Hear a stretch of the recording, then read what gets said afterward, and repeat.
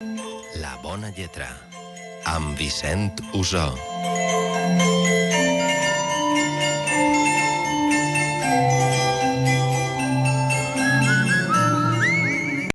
I en la bona lletra parlarem de lletres, clar. Parlarem sobre tècniques literàries, personatges especials de novel·les universals, curiositats dels llibres i també aprendrem coses pràctiques, per exemple, com s'escriu un relat curt. I tindrem un capità que ens guiarà per este trajecte, que serà Vicent Usó. Hola, Vicent.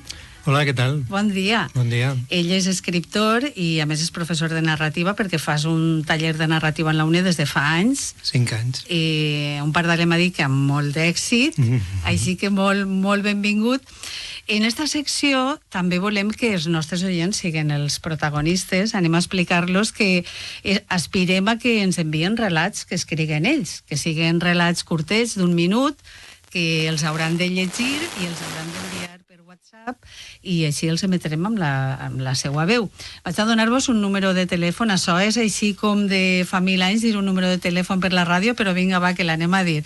Així heu d'enviar els relats, Aneu apuntant. És 6 57 81 62 10. Vaig a repetir, 6 57 81 62 10. Després continuarem altra volta amb les repeticions del número i anem a parlar ja sobre relats curts. Vicent, quins requisits creus tu que ha de complir un relat curt? D'entrada hauríem de definir-lo i jo m'agafaria a una definició que fa Edgar Allan Poe dels contes, no dels microrelats, que seria la nostra matèria.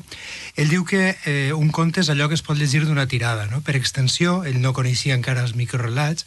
Jo diria que un microrelat és allò que es pot captar d'una sola mirada, per tant hauria d'estar com a mínim escrit en un full. Després nosaltres potser posarem alguna condició més, no? Però a més hauria de tindre unes altres característiques de contingut i de forma, que si vols les anem esmentant. Vinga. La primera seria, òbviament, la brevetat. I això implica, per exemple, que s'ha de centrar en allò essencial. Un microrelat no té lloc per als detalls. Hem d'anar al rovell de l'ou estrictament. Haurem d'utilitzar només una sola situació, no podem tindre subtrames, com en les novel·les, i molt pocs personatges.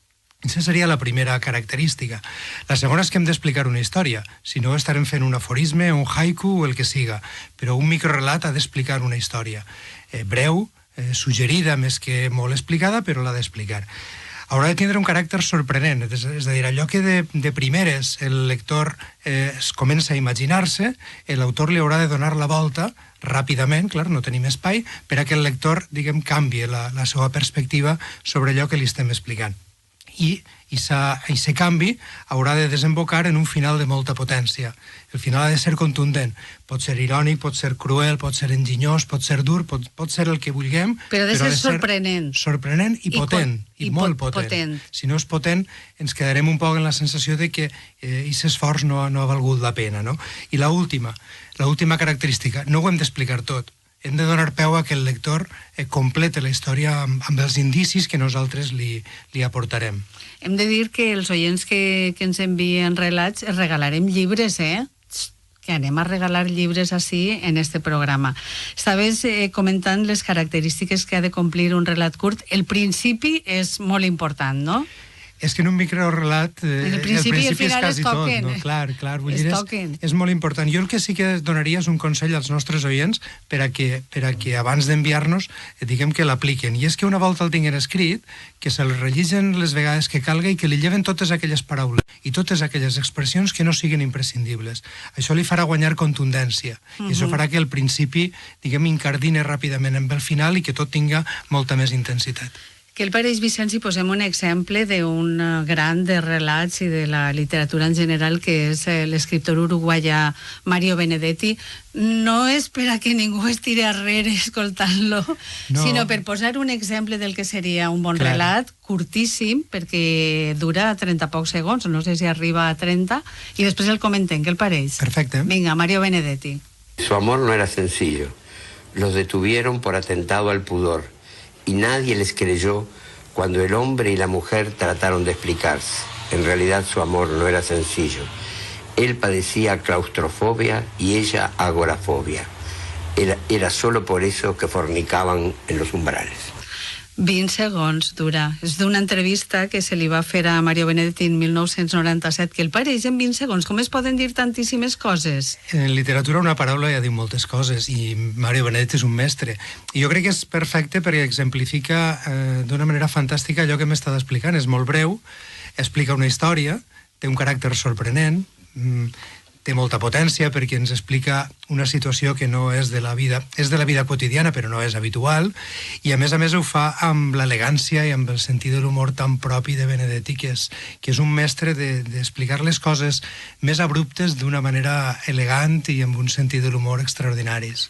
Hem de dir que tots estos trucs i consells que Vicent Uso anirà donant-nos i desgranant cada setmana estan en un llibre, per si voleu un poc anar descobrint-lo, un llibre d'ell, de Vicent Uso, que es diu L'arquitectura de la ficció, claus per a escriure narrativa, i ahir n'hi ha moltes cosetes que ja ells poden anar llegint-se si volen. Anem a recordar la mecànica dels relats que volem que ens envien els oients, perquè seria de la següent manera. S'haurien de gravar 2 missatges.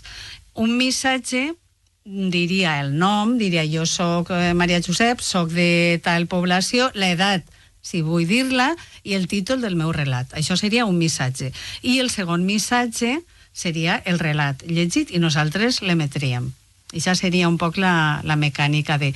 Què donaríem de durada? 1 minut? El pareix bé? Sí, podria estar bé, sí. En un minut dona per explicar històries. El que passa és que els microrelats poden ser molt breus. N'hi ha microrelats que són apenas... Este durava 20 segons, el de Benedetti. Fins i tot n'hi ha que són 11 paraules. Sí, clar, aquell del dinosaure, no? O alguns altres, sí. N'hi ha un fantàstic de Hemingway que crec que té 7 o 8 paraules, que el tinc per ací. Llegis-lo, per favor. No el llegiré tan bé com Benedetti. És molt curtet, té 1, 2, 3, 4, 6 paraules. Diu, venc, 2 punts, sabates de nadó per estrenar. És brutal, quan l'interioritzes és... Venc, sabates de vendre, sí, sabates de nadó per estrenar. Clar, et deixa que tu penses què li ha passat al nadó, per què venem les sabates abans. És molt dur en 6 paraules. Me'l pensaré més tard. En 6 paraules. Edat de participació dels nostres oients, en posem? No, jo crec que si algú molt jove ja sap escriure... A mi m'agradaria que molts joves també participaren. Jo crec que sí, jo crec que els hem d'obrir les portes i tant. Doncs anem amb el primer oient que s'ha prestat al nostre experiment de relats. A veure. I escoltem i comentem una miqueta. Anem al primer missatge on ens diu el nom. Hola, soc Joan de València i el títol del meu relat és Diagnòstic. Diagnòstic promet. Serà d'una malaltia de quin tipus? No sé, ho sabrem ara. Diagnòstic. Van anar junts al metge per saber el resultat de les proves. L'especialista els va dir que aquestes eren concloents. Ella patia un trastorn afectiu que li impedia a ell desenvolupar qualsevol tipus d'activitat neuronal amb normalitat. Com ella seguia mirant cap a un altre costat mentre xiulava, el doctor li va aconsellar a ell, en una part, que la millor solució era el quiròfan. Havien d'extirpar-li-la del cervell, que és on estava ella arrelada. Ell va voler saber de les possibles seqüeles, a la qual cosa el galè va respondre que podien ser molt variades, però que la més habitual era una passatgera i cada vegada menys insistent opressió al pit, encara que la qualitat de vida que s'obtenia compensava. I ella? Va preguntar ell. No notarà res, seguirà la seva vida amb total normalitat, va ser la resposta. Finalment va acceptar resignat. El temps demostrà que la decisió va ser encertada. Quasi no va patir d'opressions al pit, 2 o 3 com a molt. Després van desaparèixer les molèsties, llevat d'alguna esporàdica i suportable punxada a l'engonal. Sí, tenia alguna punxada a l'engonal, no sé què li passava, Vicent. No sé què li passava, això ho haurà de saber el lector, li haurem de deixar que el lector què passava? Pareix que ell, com que estava malalt d'ella, no? O que, sí, jo crec que és la clau. Jo no diré el que tret en clar perquè ho han de treure cada oient, però sí que la clau pot ser aquelles coses que es diuen sense dir-se, no?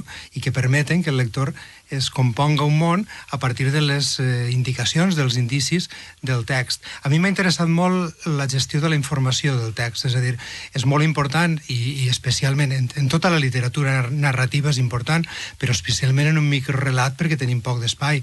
És molt important l'ordre en el que anem donant la informació per a que el lector en cada moment estiga perfectament situat, puga entendre el que ja li hem dit, puga especular sobre el que li direm i començar a crear-se aquest món sense descobrir coses que encara no toca descobrir, no? Vinga, doncs animem a participar als oients, anem a recordar de nou el telèfon on heu d'enviar els relats per WhatsApp, que és el 657 81 62 10. Com els animaríem, Vicent? Com poden triar un tema que no perden massa temps, no? O com ho faríem? El tema que els interessa, perquè la literatura ha demostrat que qualsevol tema pot ser susceptible de ser literaturitzat, de ser narrat, de ser explicat. En tot cas, evidentment, algun tema que els senquen com a propi, i a partir d'ahir, sobretot si de cas sí que un consell per facilitar les coses és que intenten agafar temes que ja tinguen una certa potència. Pot ser el cas de Benedetti, és excepcional perquè la situació se la inventa pràcticament ell, no? En canvi, hi ha situacions de la vida que ja tenen molta força. Tu creus que se ho inventava, això de Benedetti? No sé jo què dir-te. Jo crec que, si més no, el tractament sí, no? I el que em vinc a referir és que si agafes una situació, per a començar, per a posar-ho fàcil, no? Si agafes una situació que ja té força, és molt més senzill, no? Si tenim algun geni entre els oients, que segur que sí, pot agafar situacions més banals i fer com Benedetti i traslladar-les al microrelat. Esperem aquests, amb deler, aquests relats. I ara acomiadem la secció explicant, posant un tema musical que anem a escoltar-lo i que es basa en un poema d'Edgar Allan Poe, que es diu Annabel Lee, de Radio Futura, y que tú, ¿cómo comenzaba? Que no me recorde. Hace muchos, muchos años en un reino junto al mar. Dice, muchos años en un reino